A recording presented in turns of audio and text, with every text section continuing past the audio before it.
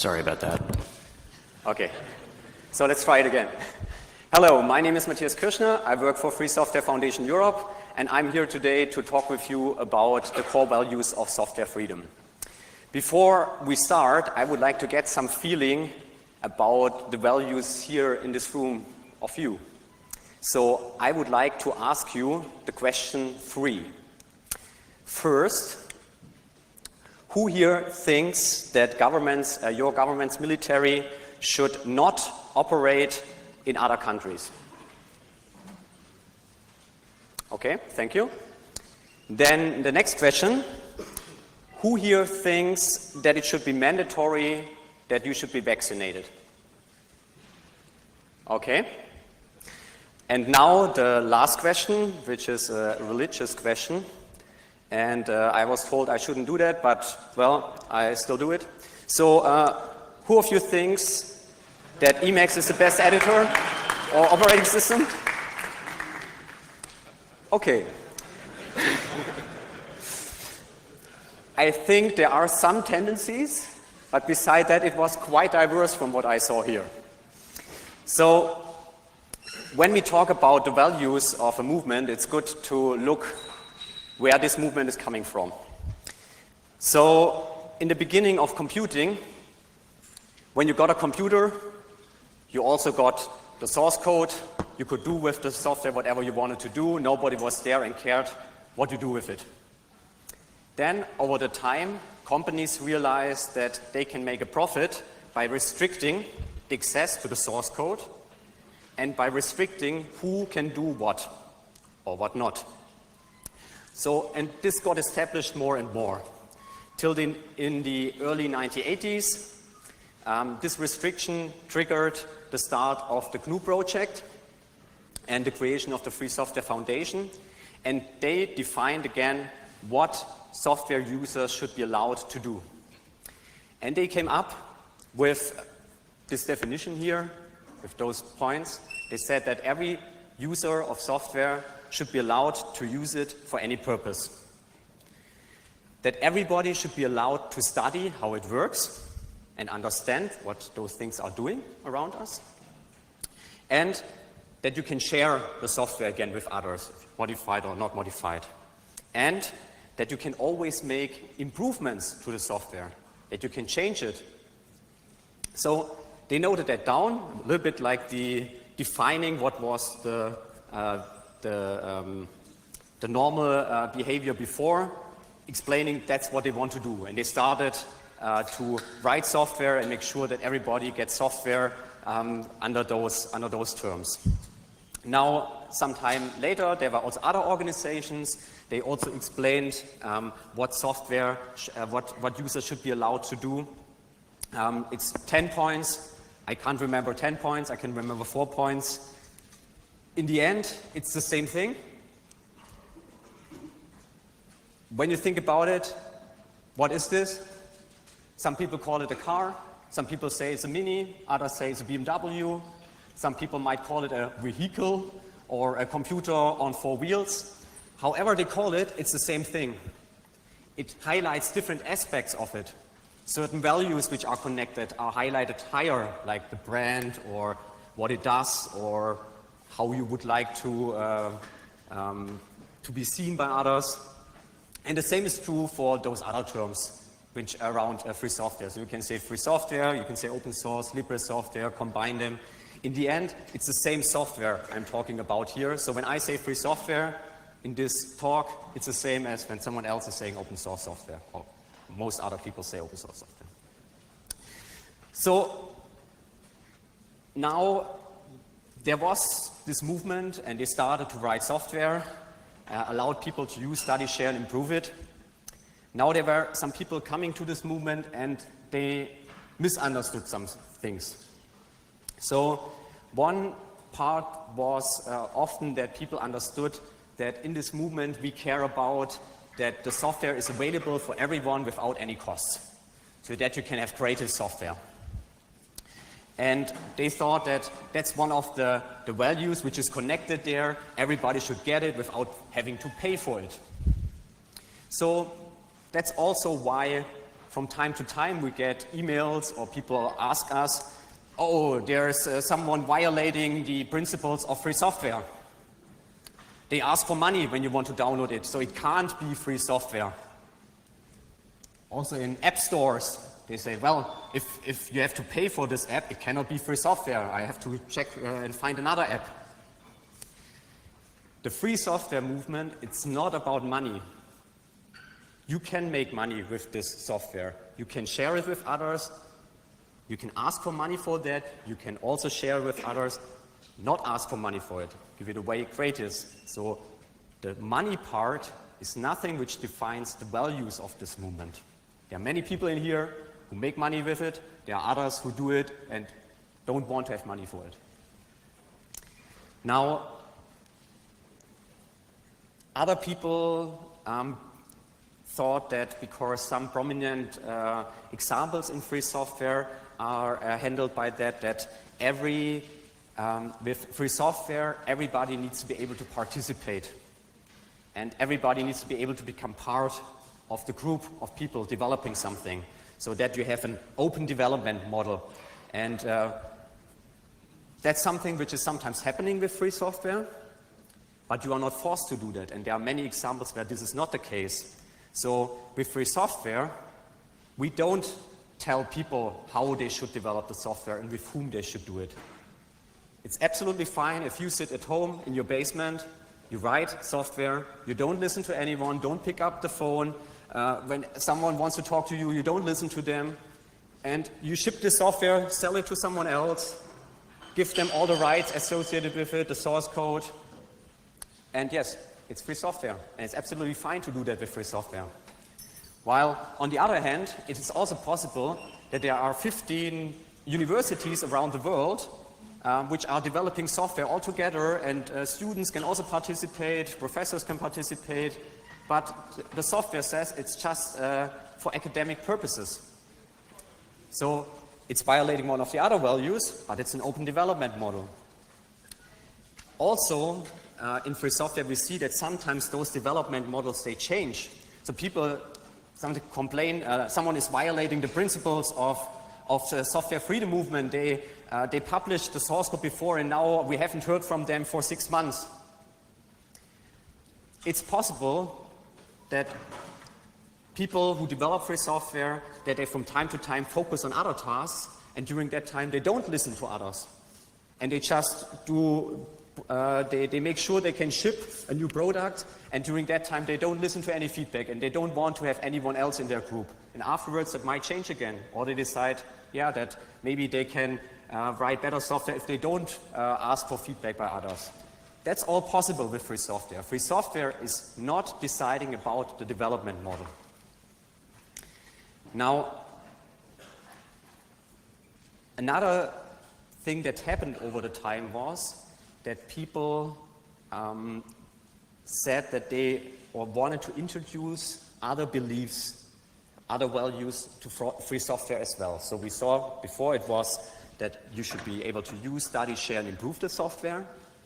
And then there were others who said like, yeah, but there's one other thing we should add there to make sure that this is something which I value. So one prominent example of this is that there were people who said that free software should not allow military use by the military, because we don't want that the software we are writing, that this is used to kill people. And this, I picked this example because there was a lot of discussion about this in the free software movement. So first of all, one of the questions which came up was, when there are people who want to kill other people, will they care about what values we have defined in our software licenses? So if someone is violating some other principles of human behavior, will they care about what we write down there? That was something which was questioned there, if that's a useful tool to achieve that. The other question which popped up there was, what does it mean, military use? So a pickup truck, is it military use? if you use free software in there. Can you use it when it says no military is allowed to use it? If you mount a machine gun on it, you will see many conflicts around the world where this is used similar to a tank.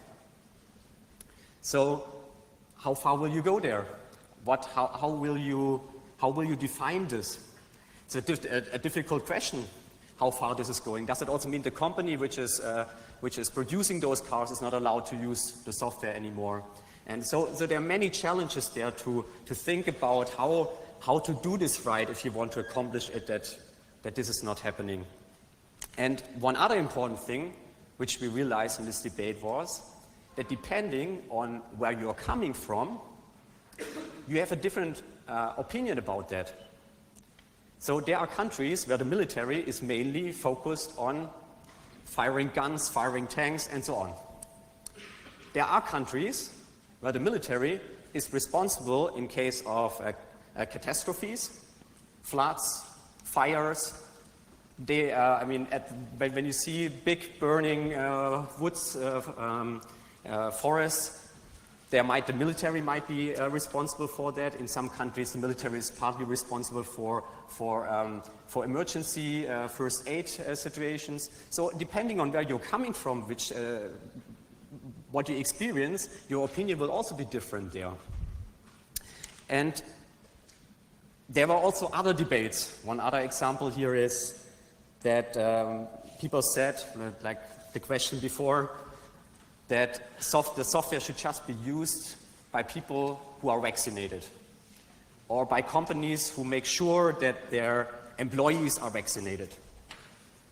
So someone thought that there is a health problem and maybe we can fix that inside free software as well.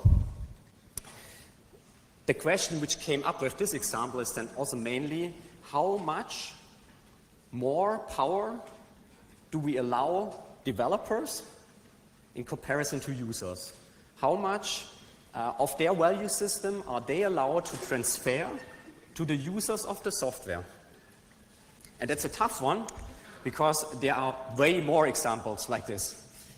And there are examples which are very broad. They say you are not allowed to do evil, you are not allowed to harm people, and many, many more things about labor laws, about environmental issues, about animal rights, about nuclear power, about genetic engineering, and many, many things.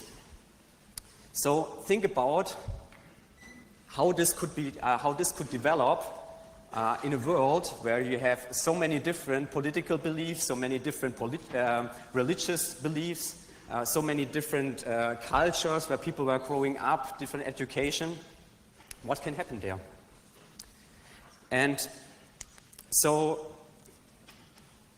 one thing to consider here is, as free software programmers, we often like our licenses.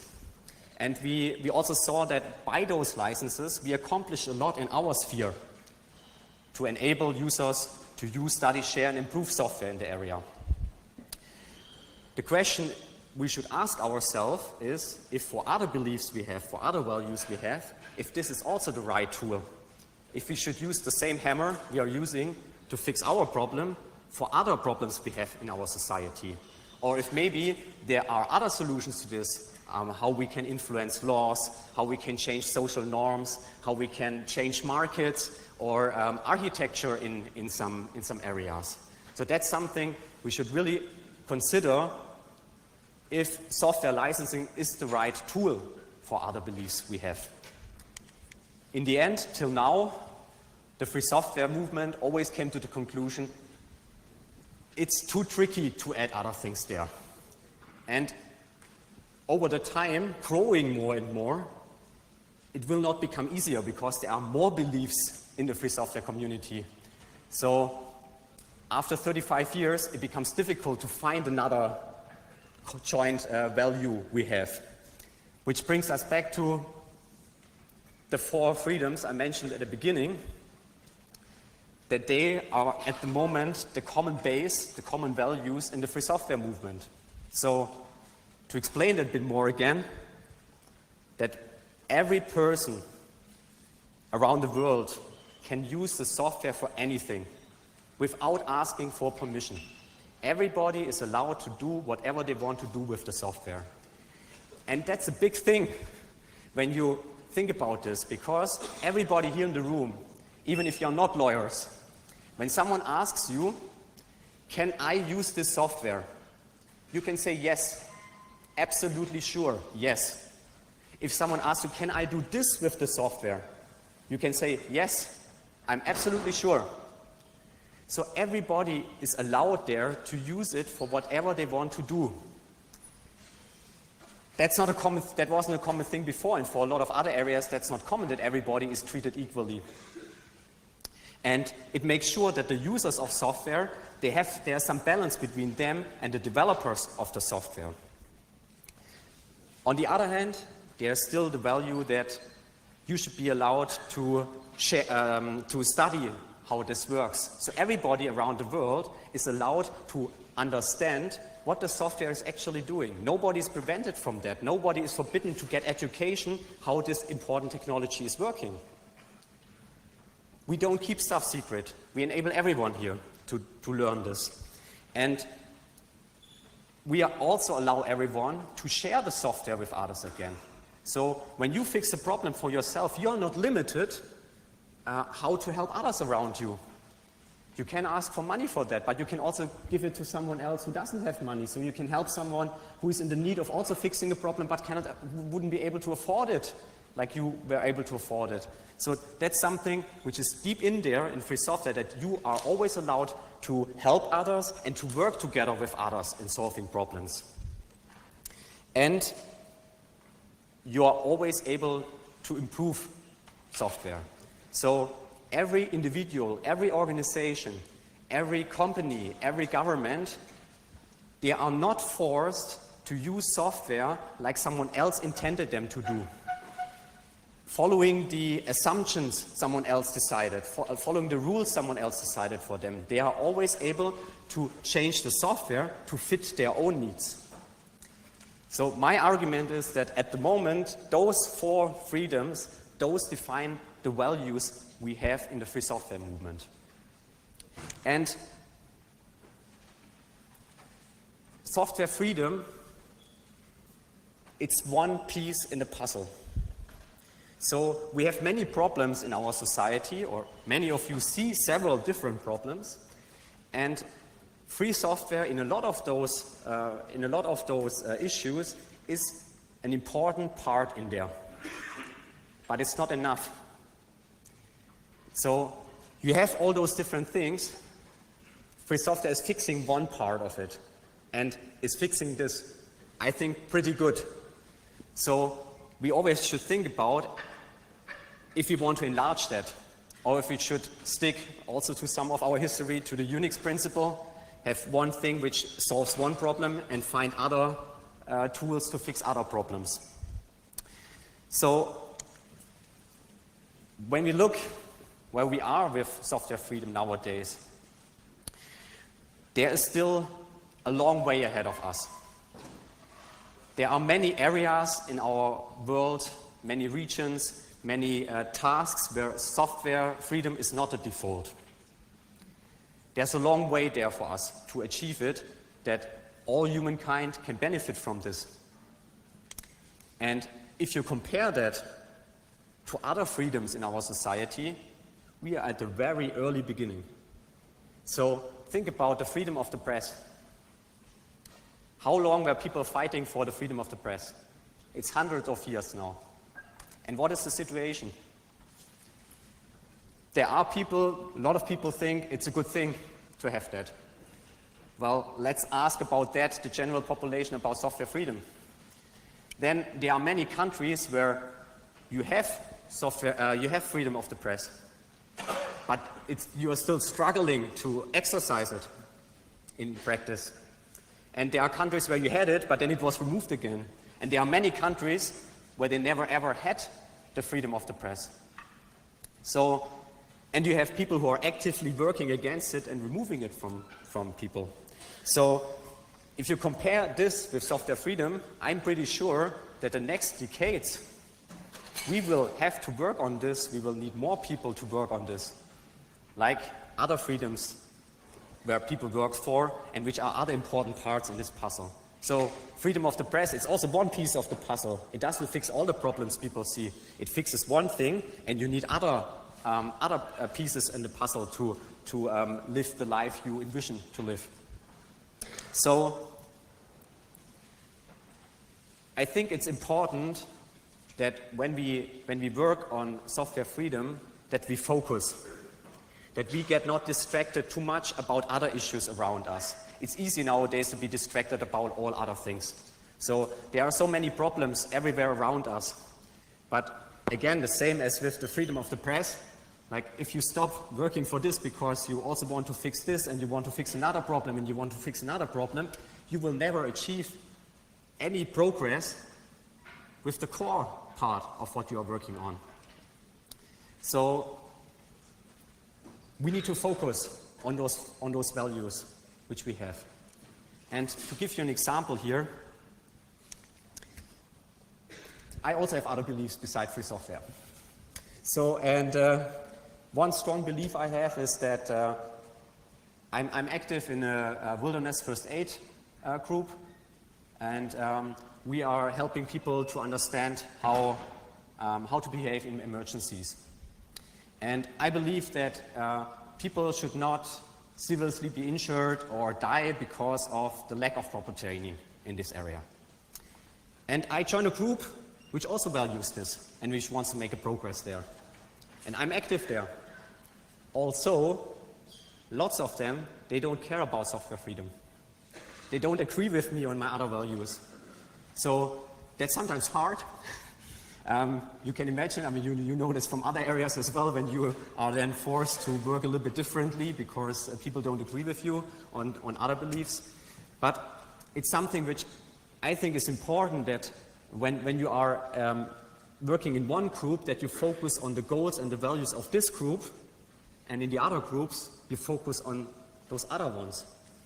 So when we are in the free software movement, we should think about how many values do people have to agree with to be part of the movement and to help us to accomplish it, that software freedom is the default. So how many things do you have to agree with? When we see the three questions at the beginning and those three circles here, we have a smaller group here than we have now here in this room if we all have to agree on those. So that's a challenge, to think about what are those values for us and how will they develop in future. Will it be those four ones? Might we find others where we agree with? I don't know, maybe. But one thing which is also important here is that there's a difference between the free software movement and groups active in software freedom, in the software freedom movement. So there are groups which have more values than those four values I mentioned, and use, study, share, and improve. So we as FSFE, we have other values as well. And they define how we work. But they are not deducted from that we are a free software organization. They are mainly coming from that we are Europeans, we are used to certain laws, we grow up with social norms around us, with a certain education.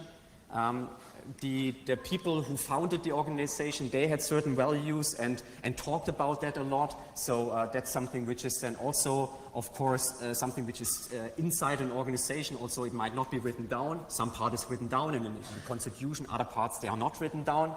So that's true for all the other organizations working there. Some, they value other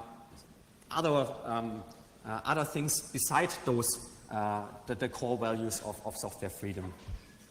The thing which I think is important there is to think hard about when to split up. So when are there beliefs that you don't agree with? When do you have to split? And so that's a tough question, because some values, they are very deep inside us, and it's tough to say, like, I still work with those other groups, with these other people. Also, they are completely different from myself and completely different from how I think we should live. But yeah, I would like to encourage you to, before you say like, let's split, to think about if this is really something where we have to split for. And, or if we can agree that those are our core principles, there are other values which we also believe in, which we fulfill in other areas, which we work for in other areas, and which are not a block of us, to still work together with many others to make sure that free software becomes the default. So I think that in the free software movement, we will become larger, way larger. And that also means that we will be more diverse than we are now. We will need way more people around the world to get active in this. And it will happen, I'm sure about that. That also means that we will be challenged. And we need to continue to be respectful, and we might sometimes be even more challenged on this regard, to be respectful to someone else who has a complete other background than we have. And while doing that, I think it's important to focus and not get distracted with all those other beliefs around us, but focus on software freedom in this movement and care about the other beliefs in our other work. So that's my part. Thank you very much.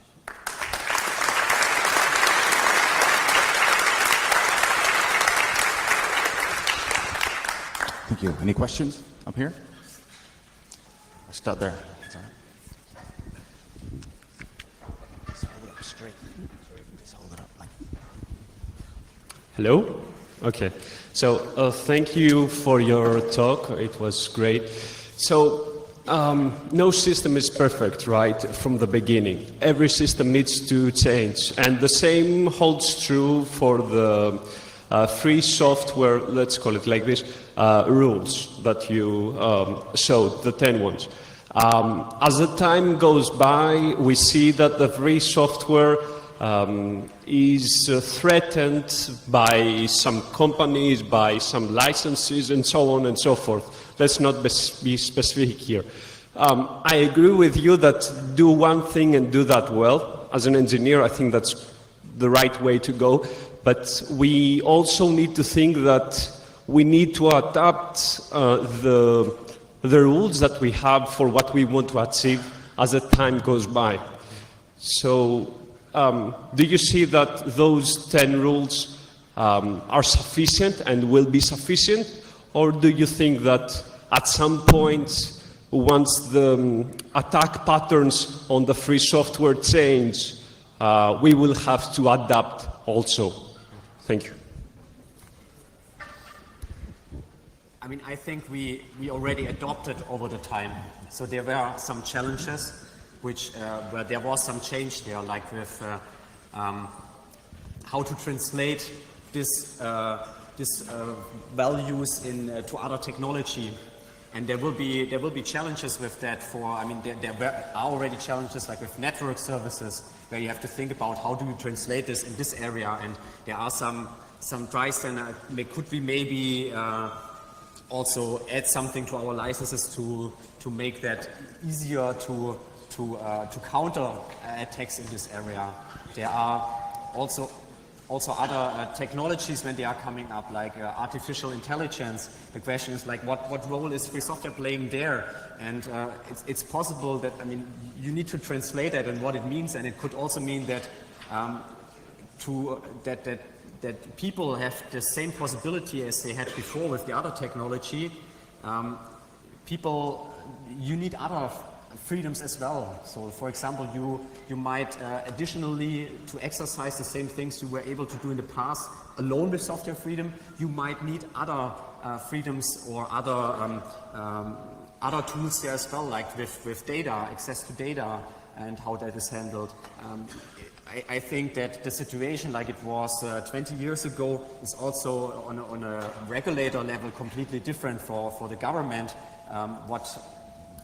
what people could ask for or not there, if it's necessary because of technological change, that in some areas government might also have to regulate to make sure that people can still exercise rights which were before just being given by software freedom. But I think that a lot of that will not mean that the software freedom part will be enlarged, but it's that we see that as a society to achieve certain goals, we need to add other parts in the puzzle as well again. So.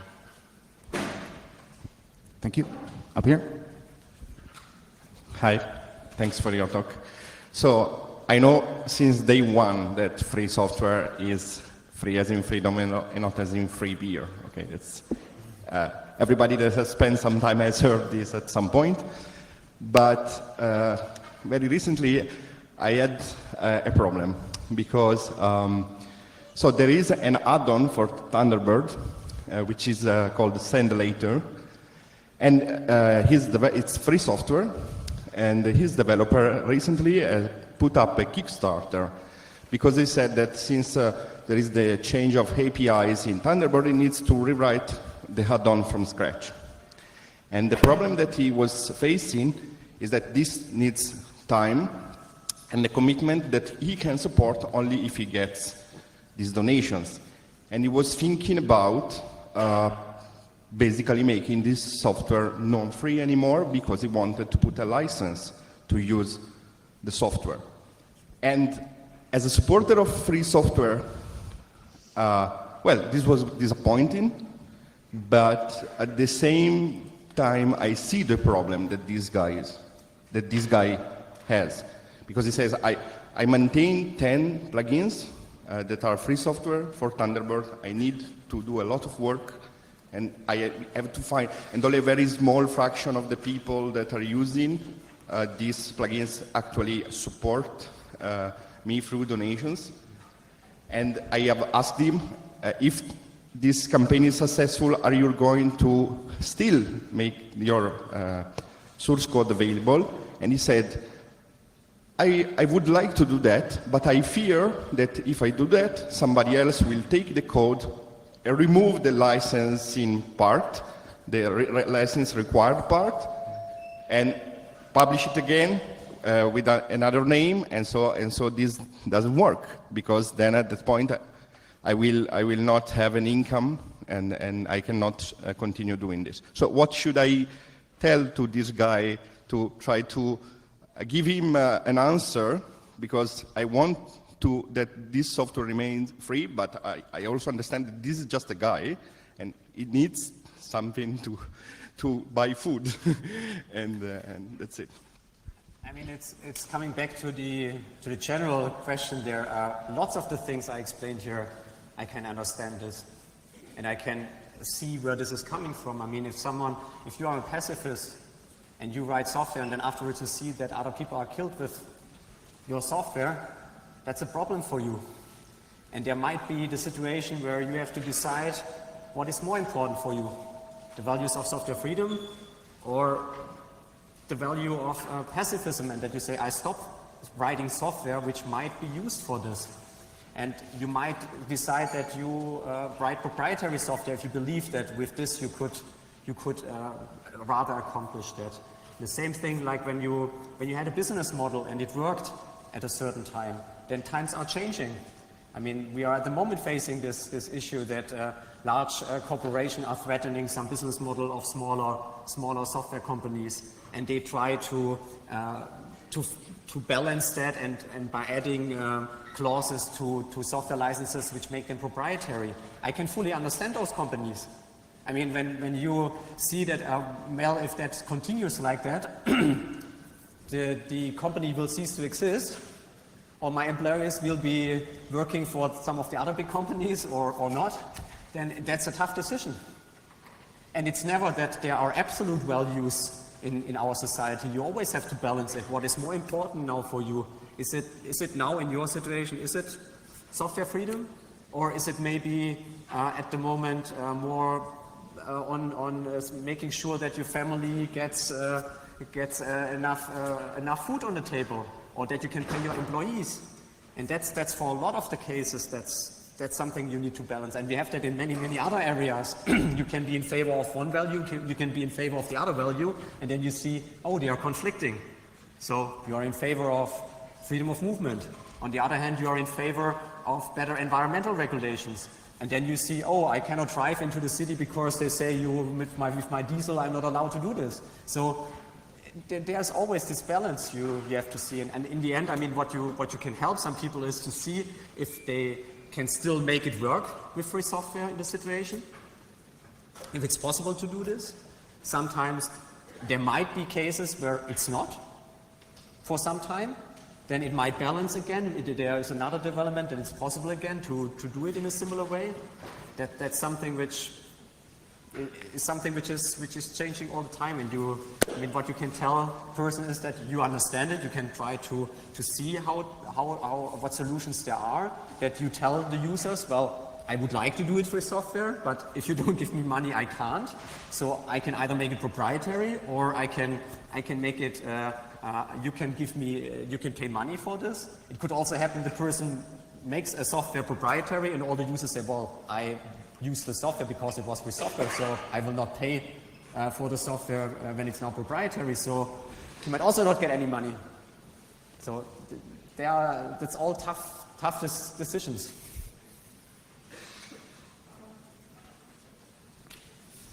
I think we're doing quite okay on time. We'll do a few more.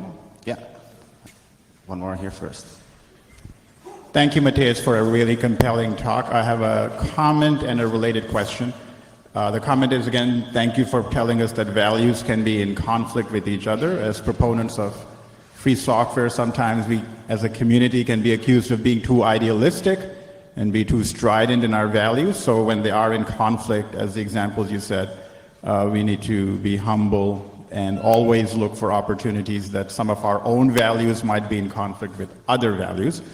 My specific question, which is related to that, is you said in the use category, everyone for any purpose without restriction, not read or agree with any terms. As somebody who contributes occasionally to free software, less so than you, I'm very concerned from a personal liability standpoint. And I like the liability part of MIT or Apache or all these licenses that say you may use it, but you may not sue me. What is your response if somebody takes my software, disagrees with that term, and then comes back at me with a lot of corporate money, which I cannot match, and say, well, I disagree with your no liability clause. I'm going to sue you anyways because your software caused me billions of dollars in loss. I need to make sure that the no liability clause, if anything, is enforced. So what do you say in response to your not read or agree with any term part? So, I mean, that's something which courts already also had to deal with. And from what I heard, the cases I heard, the question there is, what have you done there? I mean, it's you wrote a software with good intention, and others are using it for something completely different, maybe even, but you don't have any business relationship. You put the software out there, people were able to use it, so it's a present. And with present, usually it works differently about liabilities. So if they use it for one purpose and you did not do something intentionally wrong, then I would say that most sane judges should say, well, that's okay, you are not responsible for that. Of course, that's something which will happen in any other cases as well. If you do something like you write an article and you think like we have freedom of the press, and then someone comes like, I sue you because you violated another law we have or another value we have. So that's something which in the end it's, if you want to be in the safe side, don't write software. Because the same thing could also happen with maybe partly with proprietary software, with some proprietary software. So yes, it's something which again it's not isolated. The values we have here, it's embedded in a whole society with laws, with norms, with where there are challenges over the time, those are changing different level of how important certain values are for the society. And yeah, and I think at the moment you would be pretty safe in most countries I know of, but yes, you can never be sure.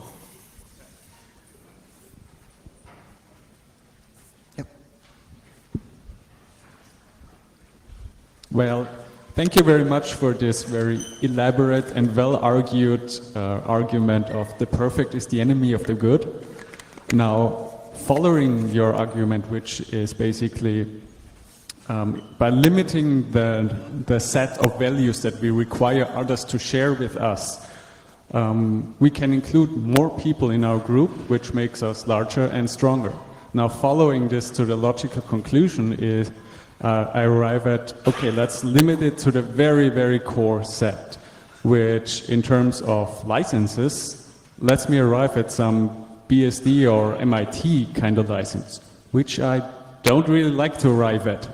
So how do I resolve this and still arrive at more like a copyleft license like GPL, which does put more restrictions and requires more shared values than the other ones?